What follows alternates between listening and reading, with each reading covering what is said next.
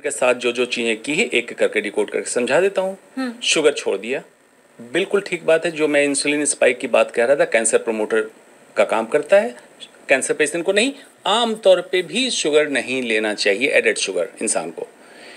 मतलब glucose is essential for life, मतलब उसके बिना इंसान जिंदा नहीं रहेगा।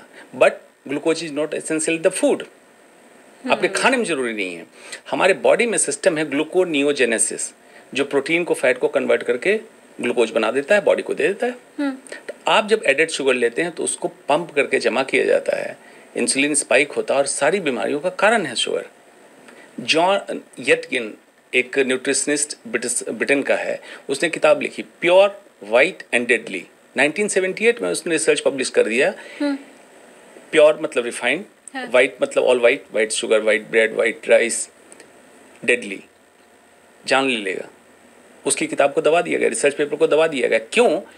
उसके बाद इस इंडस्ट्री ने, ग्लूकोज मतलब शुगर इंडस्ट्री, बहुत बड़ी लॉबी है ये, शुगर की लॉबी। उन लोगों ने कुछ सो कॉल्ड बिकाऊ डॉक्टर से अमेरिका में पेपर पब्लिश करा के ये दिखाया गया कि मेन दोषी शुगर नहीं है, फैट है। चर्बी कम करो, खाने में तेल की मात्रा कम करो। अच्छा। हाँ, उसके बाद उसको ब्लेम किया गया। जॉन एटकिन का जब रियलाइजेशन लोगों को हुआ तो 2006 से फिर इस कॉन्सेप्ट को उठाया जाने लगा। अब डॉक्टर हर जगह चर्चा कर रहे हैं कि ये फॉल्स पेपर क्यों पब्लिश हुआ।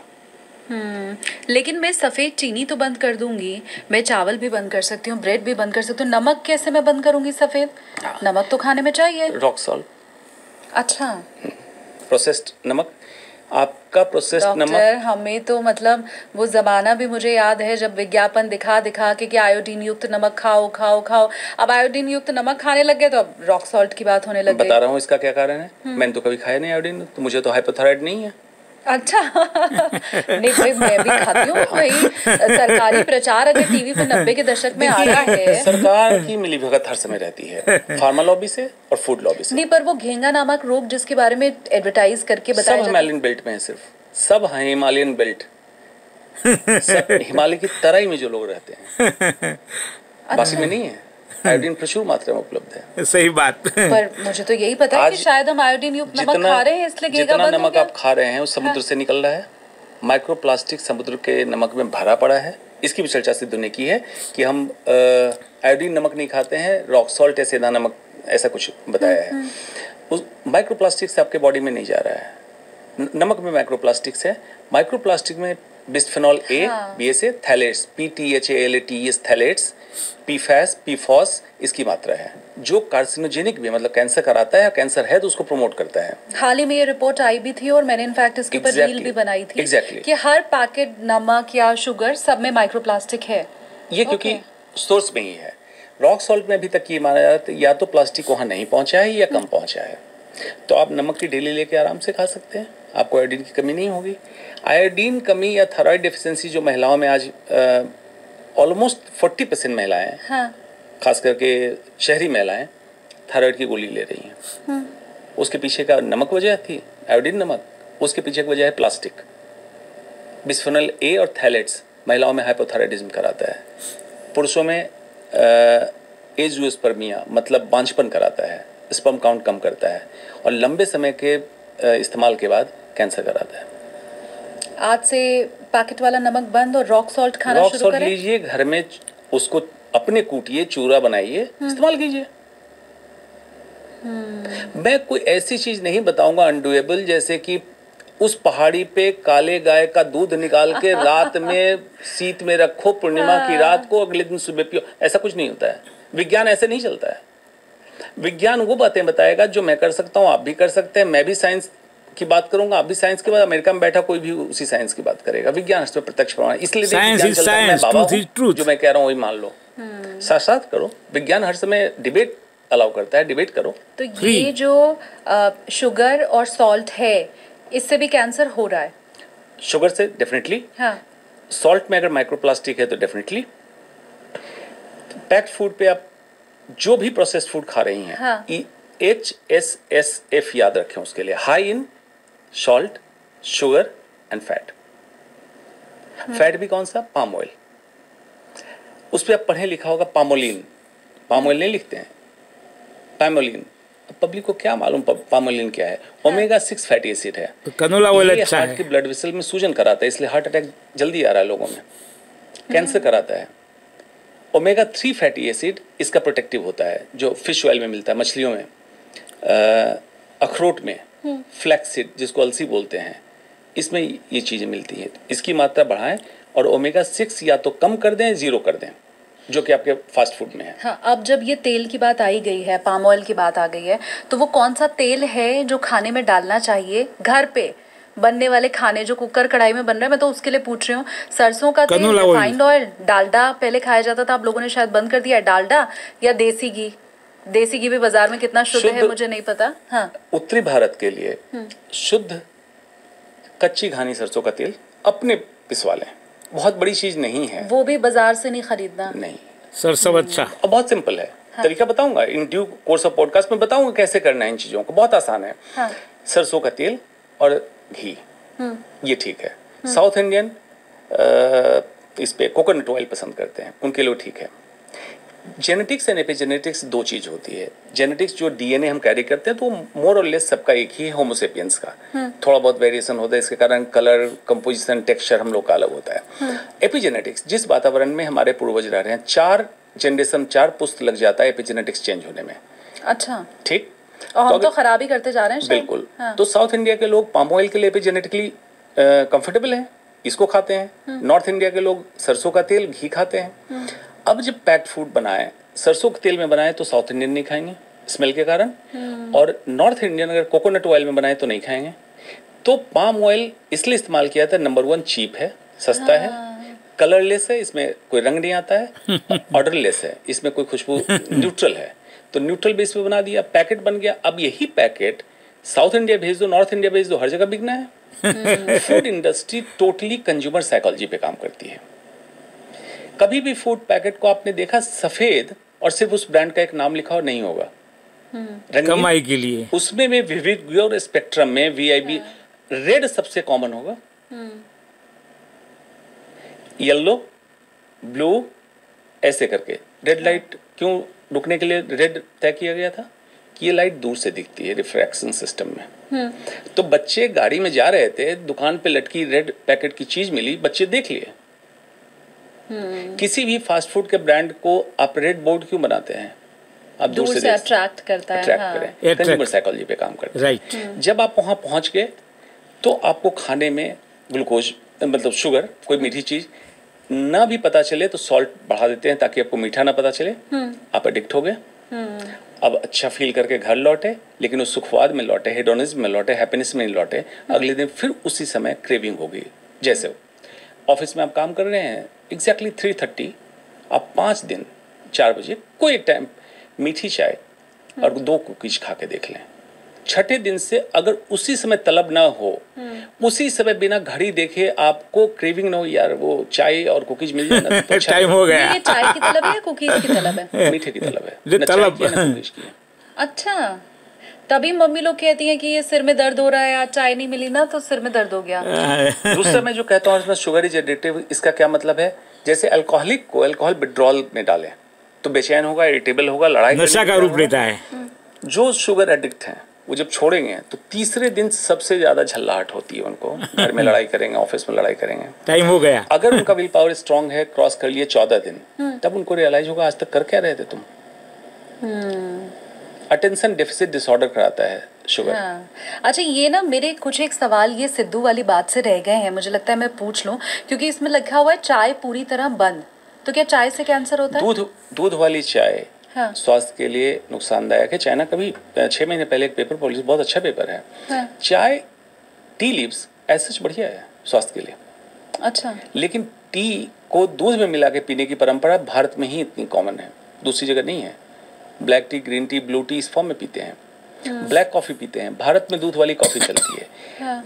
चाय दूध के साथ जब कंबाइन करती, जो तत्व बनाती है हमारे डाइजेशन सिस्टम के लिए ठीक नहीं है। अच्छा, बट ये कैंसर का कारक है। शुगर आप ऐड कर दे रहे हैं इसमें, मल्टीपल इंसुलिन स्पाइक। दूसरा, चाय में क्या है, चाय के लिए कहा है वक्त बेवक्त हर वक्त इस कम वक्त चाय का वक्त है। तो आपके लिए कोई लिमिटेशन नहीं है। अल्कोहल लेने वाले के है कि शाम के बाद घर जाके लेंगे, चाय तो आप कहीं ले सकते हैं। हाँ। अल्कोहल आप लेते हैं छुपा के लेंगे कि भाई लोग क्या समझेंगे कि चाय शराब तो पिए, ऑफर करके लेंगे। चाय ऑफर करके लेंगे। हाँ। चाय कहीं भी नुक्कड़ पे खड़े होके पीते हैं आप, तो आप चाय ज्यादा एडिक्टिव अब होते तो हैं। चाय पे चर्चा भी हो रही है। चाय पे चर्चा। चीप पॉपुलर थेरेपी है चाय। शायद कुछ दर्शकों को पता हो ना पता हो, हिंदुस्तान में चाय की खेती हो रही थी नॉर्थ ईस्ट में। जब तक ब्रिटिशर्स नहीं आए थे चाय कॉमन नहीं हुई थी। ब्रिटिशर्स अच्छे बिजनेसमैन हैं, उन्होंने चाय की पत्ती पहले एक्सपोर्ट किया, यूनाइटेड किंगडम भेजा, फिर देखा इतनी चाय की पत्ती करूं क्या, इंडियन कंज्यूम नहीं कर रहे हैं। इंडिया में कल्चर था सुबह दूध पीने का गुड़ के साथ, तो उन्होंने स्टॉल लगाया, चाय पत्ती रखी, दूध में चाय पत्ती डाली, जिसको अभी भी देखे होंगे पुराने लोग कहेंगे दूध में पत्ती मार दें क्या। ये करके एडिक्ट किया, साथ में पैसे देते थे चाय पीने के। जब आपको आदत लगी तो फिर चाय की पत्ती देने लगे, घर ले जाओ, सबको दूध में डाल के पिलाना। हाँ। और फिर हमारी चाय पत्ती हमारे हिंदुस्तानियों को बेचने लगे। तब से हम एडिक्ट हुए, हैबिट हो गई। और ये नींबू पानी का क्या राज है? 10 बजे सुबह नींबू पानी? नहीं, ये एग्जैक्ट घड़ी से उसका कोई मतलब नहीं है। हाँ। विटामिन सी, जैसे आपने सुना होगा blue zone of the world, 6 blue zone declare किए गए जिसमें सैनिटेरियन 100 साल से ऊपर के लोग ज्यादा जीवित हैं। उस ओकिनावा जापान में एक छोटा सा गांव है, सबसे ऊपर है। विटामिन सी, उनके डाइट प्लान को जब देखा गया तो प्लांट बेस्ड, मतलब वेजिटेरियन खाना ज़्यादा खाते हैं। विटामिन सी बहुत लेते हैं, मतलब संतरा, नींबू, आंवला, मौसमी, इस तरह की चीज़ लेते हैं। विटामिन सी एंटी एजिंग है, ऑल फॉर्म, मतलब चेहरे पे झुर्रियाँ का नहीं आना, कोलेजन को स्ट्रॉन्ग रखना, स्किन को ग्लो कराना। विटामिन सी अच्छा। सेल डेफिशिएंट होकर जो कैंसर के लिए प्रमोट होता है उसमें विटामिन सी का रोल है, वो रोकता है उसको। तो ये तो ठीक है, लेकिन इसके साथ साथ ये भी चर्चा करते रहें कि क्या सिर्फ यही करेंगे तो कैंसर ठीक हो जाएगा? नहीं। कैंसर के मेन ट्रीटमेंट से रिकवरी में, रिलैप्स को रोकने में इसका जरूर मदद है। हल्दी की भी बात हुई थी। हल्दी की बात। हल्दी का इंटरनेशनल पेपर मेरा ही पब्लिश है। P53 हाइपरमिथाइलेशन एक प्रक्रिया है, कैंसर में डीएनए में होता है, इसको रिवर्स करती है हल्दी। हल्दी में भी कच्ची हल्दी है एज इट इज, खास करके काली मिर्च के साथ अगर लें तो बायोबिलिटी बढ़ती है, ये रिवर्स करती है, लेकिन लिमिटेड क्वांटिटी। किसी चीज का इफेक्ट है तो साइड इफेक्ट भी है। तो ऐसा ना कि इसको सोच हल्दी और काली मिर्च ही लेने लगे। एक बार सलाद फॉर्म में 4 स्लाइस कच्ची हल्दी का नींबू निचोड़ के काली मिर्च का पाउडर डाल के आप ले लें, ये जनरली आपको स्वस्थ रखने में मदद करती है। ये हम कैंसर डॉक्टर के पास अगर जाते हैं तो वो बताते हैं कि आपको मैं बताता हूँ कि मरीज कहते हैं दवा लिख दे, मैं कहता हूँ घरेलू चीज बता रहा हूँ, वो दवा से ज्यादा आपके लिए कारगर। दवा से मतलब है हल्दी का एक्सट्रैक्ट कुरकुमिन फॉर्म में है, आप कैप्सूल खाएंगे, उससे बेहतर कच्ची हल्दी खाएं, ये बेहतर है। तो ये जो भी इन्होंने बताया है वर्ल्ड का research, world wide research paper है, साइंस है इसके पीछे। हाँ। इसमें कोई ऐसा कहना कि आयुर्वेद की बात करें, हाँ देखिए पॉलिटिशियन है, साथ में क्रिकेटर हैं, चौका छक्का मारने की आदत है, अतिशयोक्ति भी करते हैं, अतिरिक्त अलंकार भी बहुत लगा देते हैं जब बातचीत करते हैं। हाँ। इसमें इन्होंने थोड़ा सा, आजकल पार्टी पॉलिटिक्स से बाहर हैं, कुछ इंटरटेनमेंट शो में भी जाते थे, बाहर हैं, तो मीडिया में हट गए थे। तो इन्होंने देखा अच्छा मौका है चौका छक्का लगाने की।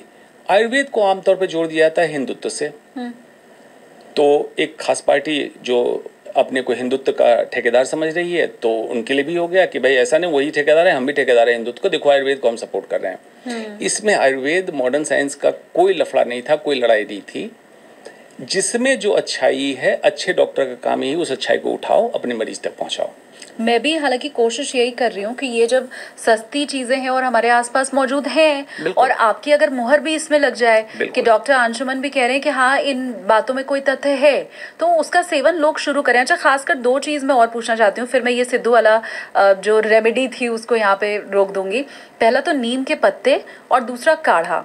ये खासकर मैं इसलिए पूछ रही हूँ क्योंकि कोविड के टाइम में हम सब ने काढ़ा पिया। अब वो हमें असर कर रहा है नहीं कर रहा है, पैकेट वाला हम लेकर के आ गए, उसको गर्म पानी खौलते पानी में डाल लिया या घर पे बना लिया, तुलसी और काली मिर्च लौंग डाल करके, वो एक अलग बात है। लेकिन काढ़ा सबने पिया और बड़ा ट्रस्ट है हम लोगों का काढ़े के ऊपर अब कोविड के बाद से। तो नीम की पत्ती और काढ़ा।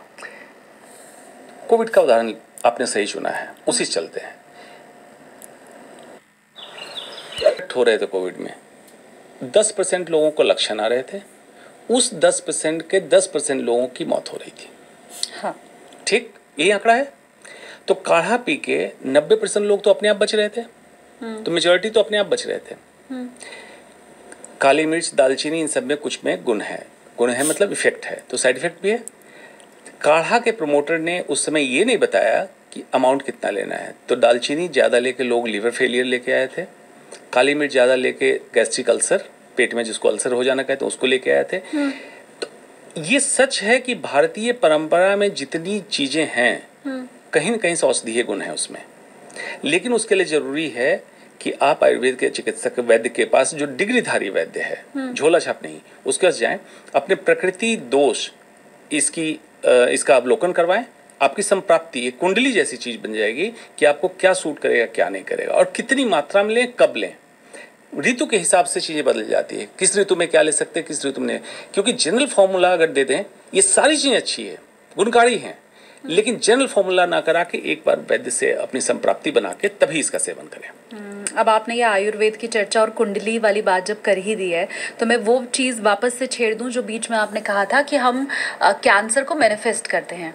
ये एक लाइन मैंने सुनी थी अभी आपकी, तो ऐसा कैसे पॉसिबल है? पहली चीज़ तो मेरा सवाल ये कि मैनिफेस्ट तो हम हमेशा अच्छी चीज़ करते हैं ना, बुरा तो कौन ही करता है।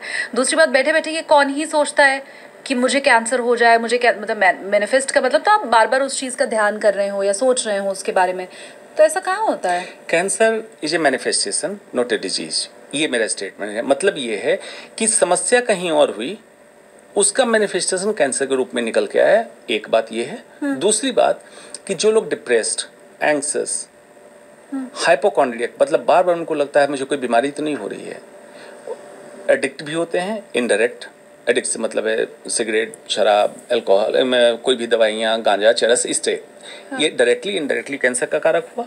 दूसरा, जो लोग ऐसे होते हैं एंग्जाइटी, जेलस, इस तरह का नेचर, उनके बॉडी के अंदर oxidative radical, free oxidative radical जिसको कहते हैं ROS, रिएक्टिव ऑक्सीजन स्पीसीज, ये जनरेट होता है। ये DNA को डैमेज करता है और हमारे सेल को एबनॉर्मल, जो मैंने कहा था कोशिकाओं को प्रताड़ना मिलती है, तो बार बार प्रताड़ना मिलती है। आप कोई भी व्यसन नहीं कर रहे हैं, फिर कैंसर क्यों हुआ? तभी हमने कहते सुना है कि उसने तो कभी कोई बुरी चीज़ को हाथ भी नहीं लगाया, वो तो दारू और सिगरेट भी नहीं पीता या पीती, मतलब महिलाओं की भी अगर हम बात करें, लेकिन फिर भी उन्हें कैंसर हो गया। बिल्कुल, उसमें बहुत सारी वजह है, जिसमें एक वजह है आपका एंग्जाइटी, डिप्रेशन, कॉन्टिन्यूस परसिस्टेंट। देखिए एंग्जाइटी सबको होगी, अगर कहा जाए इंसान है और दिमाग है तो एंग्जाइटी होगी, लेकिन वो एंग्जाइटी अगर परसिस्टेंट हो, स्ट्रेस परसिस्टेंट हो, तो रिएक्टिव ऑक्सीजन स्पीसीज जनरेट होगा, जो हार्ट अटैक, हाइपरटेंशन, डायबिटीज और कैंसर का कारण बनेगा। इसमें कोई दो मत नहीं है। और ऐसे लोगों का फूड हैबिट बहुत ख़राब होता है। अच्छा। हाँ, मतलब एबनॉर्मल टाइम पे खाना, रात को नींद नहीं आना, सर्कैडियन रिदम गड़बड़ है। नर्सेज स्टडी हुई UK में, जिसमें देखा गया जो नाइट शिफ्ट में काम करते हैं, रात में जगी रहती है नर्सेज, उसमें ब्रेस्ट कैंसर का चांस ज़्यादा हुआ। बाद में उस स्टडी को लंबा किया गया, नर्सेज के अलावा लोगों को रिक्रूट किया गया, फिर मेल्स को रिक्रूट किया गया। देखा गया कि मेल फीमेल का चक्कर नहीं है, जो भी सर्कैडियन रिदम, मतलब सूरज जगने पे हमें जगना चाहिए, सूरज के अस्त होने के बाद सोना चाहिए, इसको वायलेट करते हैं, मतलब पूरी रात जगते हैं। तो नाइट स्लीपिंग के लिए होती है, एक पिनियल ग्लैंड है, वहाँ पे क्लॉक है, घड़ी है, जो हमें चाहती है घड़ी की सुबह सूर्योदय के समय जग जाओ, सूर्यास्त के आसपास सो जाओ। वो गड़बड़ हुआ, जिसके कारण न्यूरो हार्मोनल, मतलब ब्रेन से नसें आने वाली, हार्मोनल मतलब हार्मोन सिस्टम गड़बड़ हुआ और कैंसर गड़बड़। तो इस हिसाब से तो पुलिस, मीडिया कर्मी भी रात में जागते हैं, नर्सेज, डॉक्टर, इस पेशे वाले जितने हैं वो लोग हो गए, कॉल सेंटर में काम करने वाले, क्योंकि इन्हें भी रात में जागना पड़ता है। तो ये तो कुछ पेशा ही ऐसा हो गया कि नाइट में जॉब करते हैं लोग। ऐसे स्टडी की गई थी, लेकिन अब ये है कि ऐसे जो रात में जग रहे हैं उनके लाइफस्टाइल को देखिए, जहाँ रह रहे हैं वहीं पे प्रोसेस्ड फूड मंगा के खाएंगे और टाइम पे खाना डिफरेंस। आजकल एग फूड जो आ रहे हैं प्लास्टिक कंटेनर में पैक होके गर्म खाना आया, बिस्फेनॉल A, थैलेट्स और लीच किया केमिकल आपके खाने में गया, आप खाना खाए। अब चलिए कॉल आ गई, आप उठ के चले गए, खाने को रख दो, दोबारा माइक्रोवेव में गर्म कर दो, फिर गर्म हुआ और केमिकल लीच हुआ। ये से में ज्यादा होता है। तो मैं नहीं कहूँगा अपना पेशा बदल लो। अगर इस तरह का रिस्क है तो बॉडी के डिफेंस सिस्टम को बढ़ाओ। कैसे स्ट्रॉन्ग करोगे उसका मैं बताऊंगा आगे। Exercise, good food, mental stuff अपना ठीक करो, इसको करो ताकि अगर कुछ एबनॉर्मलिटी भी हो तो बॉडी डिफेंस सिस्टम से फाइट करके उससे हट जाए। हाँ, लेकिन ये जो हम माइक्रोवेव में खाना गर्म करते हैं और प्लास्टिक के कंटेनर में करते हैं, वो जो ऑनलाइन ऐप के थ्रू खाना आता है उसकी मैं बात नहीं कर रही हूँ, लेकिन माइक्रोवेव सेफ प्लास्टिक जो आती है जिसमें हम खाना गर्म करते हैं, हम स्पेशली खरीद के ही उसको लेके बर्तन आते हैं बाजार से, वो भी कैंसर पैदा करता है। प्लास्टिक में 3200 केमिकल हैं, 3200 केमिकल्स। ओहो हो। तो प्लास्टिक यूज नहीं करना चाहिए। कहा गया केमिकल ऑफ कंसर्न, मतलब इसमें कुछ तो है। सिर्फ 40 केमिकल की फुल स्टडी होके आई है। वो जो प्लास्टिक फ्री क्या माइक्रोवेव सेफ प्लास्टिक बोल रहे हैं, हाँ। उसमें क्या 1300 केमिकल की स्टडी हुई? जब प्लास्टिक आया था तो पता था कि इसमें बिस्फेनॉल ए है, ये तो बाद में स्टडी में पता चला। सिमिलरली अगर प्लास्टिक तैयार कर रहे हैं तो बिल्कुल स्वास्थ्य के लिए ठीक हो, अभी नहीं पता है, आने वाले समय में पता चलेगा। बीपीए फ्री प्लास्टिक पानी बॉटल, बिल्कुल, क्योंकि बीपीए के बाद बिस्फेनॉल ए के बारे में पता चल गया, इसलिए आप कह रहे हैं उसको। ओके। जिस केमिकल का आपको पता ही नहीं है अभी तक, उसके बारे में कहाँ आपने टेस्ट किया? माइक्रोवेव का रिसर्च अभी फाइनल रिपोर्ट आना है, लेकिन माइक्रोवेव का अत्यधिक इस्तेमाल से देख रहे हैं कैंसर बढ़ने का ट्रेंड है। अभी फाइनल रिपोर्ट नहीं आई है, तो जो दर्शक देख रहे हैं उनके लिए जरूरी है कि जितना कम हो सके माइक्रोवेव का इस्तेमाल करें, फ्लेम कुकिंग करें, फ्लेम पे गर्म करें।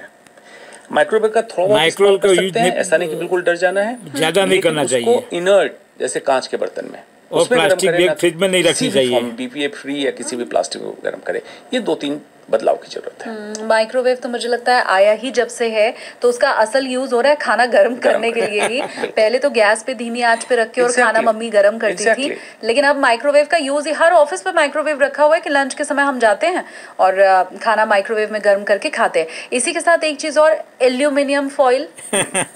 एल्यूमिनियम फॉइल आपका उसको कहते हैं butter paper, non stick non greasy paper, जिसपे आपका पिज्जा कवर होके आता है। हाँ।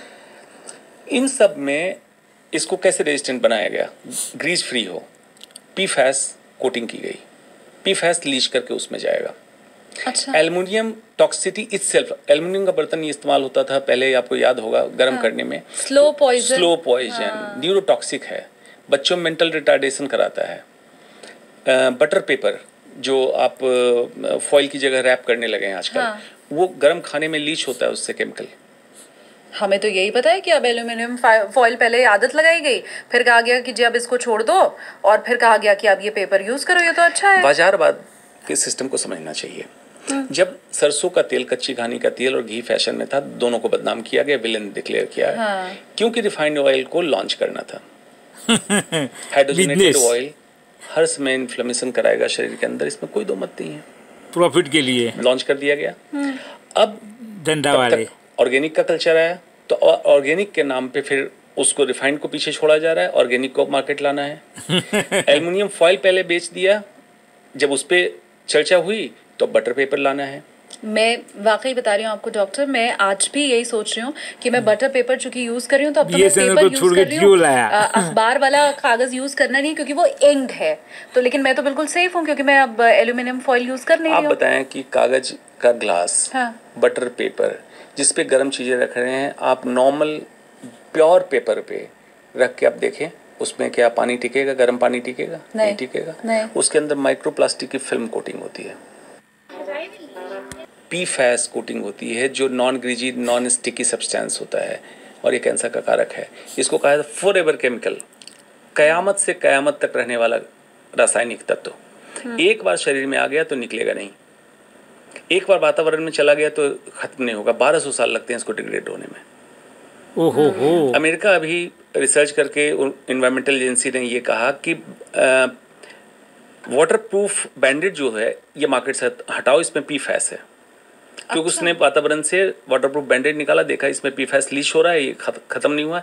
लेकिन अमेरिका इसलिए कर पाया कि नॉन स्टिक बर्तन, नॉन स्टिक तवा, कढ़ाई उन्होंने हटा दिया। हमारे यहाँ अभी भी फैशन में है। तो जब हम नॉन स्टिक तवा में खाना बना रहे हैं, खास करके इंडियन कुकिंग, खुरेज के उस टेफ्लॉन कोटिंग को आप पेट के अंदर ले रहे हैं, तो आप क्या बैंडेड की चिंता करेंगे?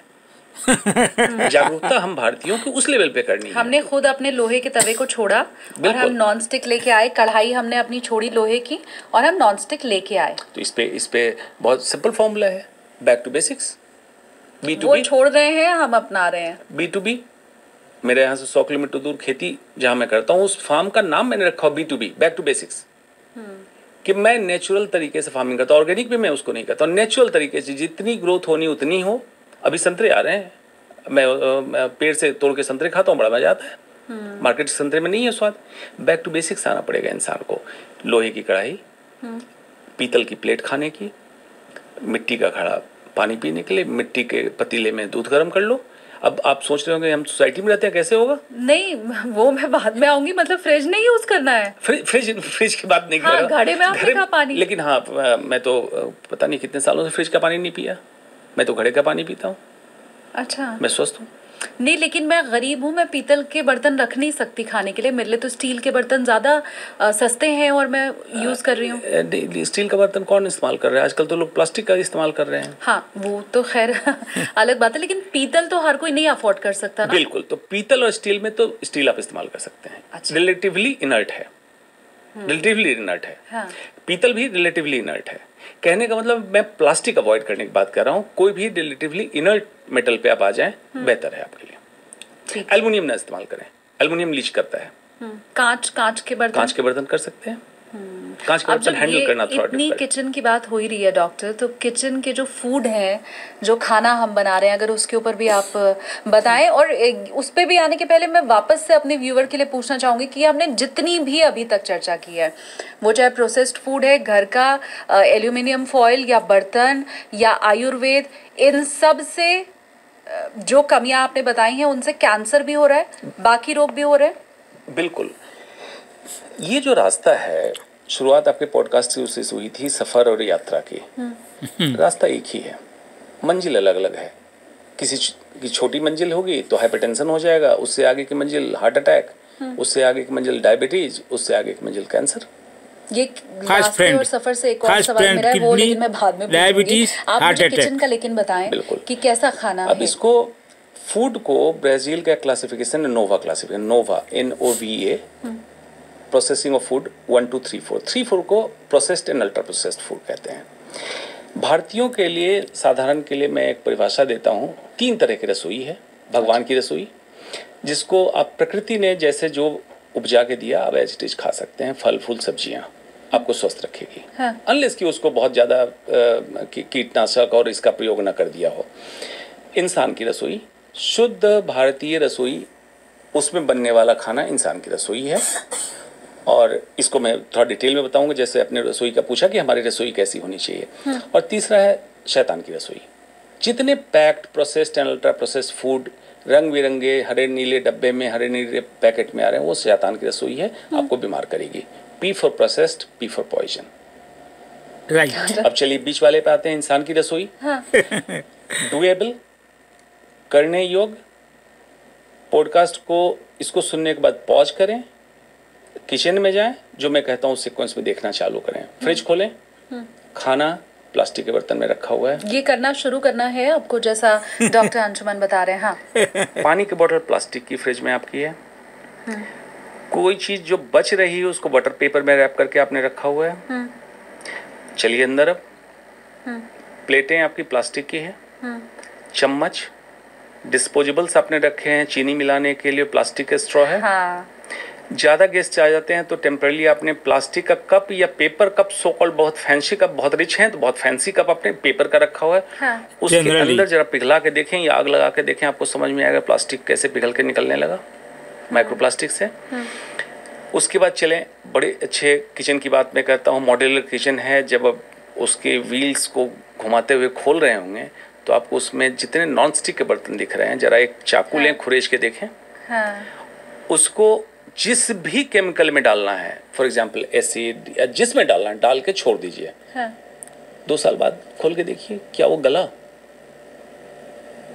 अगर नहीं गला तो आपके पेट में जो गया कैसे गल जाएगा, एब्जॉर्ब होकर आपके शरीर में, आपकी कोशिकाओं में घूम रहा है और बीमारी का कारण बन रहा है। आटे पे नजर डालिए, किसी पैक्ड कंपनी का आटा आप ले आए हैं, प्लास्टिक में आ रहा है। मैं जो गेहूं देता हूं आपको, उसका जरा आटा पिसवाएं। 20 दिन बाद अगर कीड़ा न लग जाए उस आटे में तो बताइएगा।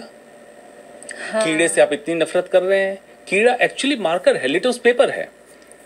वो वही चीज खाएगा जो जिसमें वो मर ना सके। तो जो प्योर गेहूं उपजाया हुआ, जीएमओ नहीं है, जेनेटिकली मॉडिफाइड व्हीट नहीं है, जिसमें कीटनाशक नहीं डला, फर्टिलाइजर नहीं डला, उसका आटा खराब होगा। तो मैं छोटी चक्की है मेरे घर में, उससे उतना ही गेहूं पिसवाता हूँ जितना 3-4 दिन में खत्म हो जाए, फिर पीस लेंगे। तो आपका आटा क्यों 2 महीने से पड़ा हुआ है? 2 महीने पहले कितने दिन से वो हाइपरमार्केट के अलमीरा में था? उसके कितने दिन पहले फैक्ट्री से आया? तो क्या आपके पास ऐसे पहुंच गया? कितना टाइम होगा? कीड़ा भी नहीं खा रहा है उसे हम खा रहे हैं। मसाले का जरा जिक्र कर लें। बड़े सो कॉल्ड हाईफाई कंपनी हमने देखा, सिंगापुर, हांगकांग, ताइवान में कितना चला मसालों पे, ETO gas, this gas, that, आप खाए जा रहे हैं। ड्राई फ्रूट्स की बात करें, ड्राई फ्रूट्स कभी गड़ी, जिसको बोलते हैं गिरी, अखरोट की गिरी तोड़ें और उसको खोल के रख दें, देखिए कुछ दिनों में स्वाद बदल जाएगा। लेकिन अखरोट जो पैकेट में लेके आए वो तो आपका स्टोर्ड है। Then it becomes very important to know what has done to your food. कोई बताने को तैयार नहीं है आपके साथ। आप मजे में कर रहे हैं, सोच रहे हैं ऑर्गेनिक है, लेबलिंग है, दिस है, दैट। FSSAI को चिंता नहीं है आपकी, सब व्यापार चलता है। पर इंसानों की रसोई फिर बची कहाँ रह गई? है ही नहीं। बस या तो देवता वाली रसोई है जो आपने बताया, या शैतान वाली है, इंसान वाली तो गायब। तो अब इसी को आज दर्शक अपने रसोई की सफाई चालू कर दें। जितनी चीजें मैंने बताई उठा के फेंकें, प्लास्टिक फेंक दो। बेसिक्स। Second formula minimalism. आपकी जरूरतें कितनी हैं? इंसान की जरूरतें कितनी कम है, जरा सोचिएगा ध्यान से। मन की शांति, सुपाच्य भोजन और चैन की नींद। बाकी के मेहनत और मुशक्कत दिखावे के सामर्थ्य इकट्ठा करने में जाया करते हैं। जरूरतें बहुत सीमित, जिंदगी बहुत कम है। राइट। तो आप अपनी जरूरतों को तय करें। हाँ। कितना महीने का चावल, महीने का गेहूं या आटा, कितना दलहन की, सारा। 10 फैमिली आप जुड़े। मोर लेस एंजॉय मोर।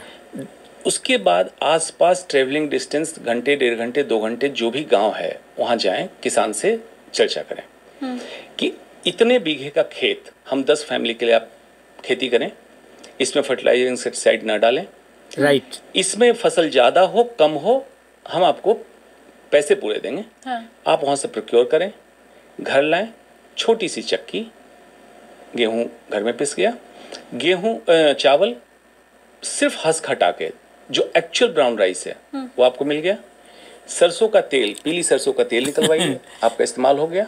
किसान के पास गाय भैंस जो भी है उससे घी मिल जाएगा आपको।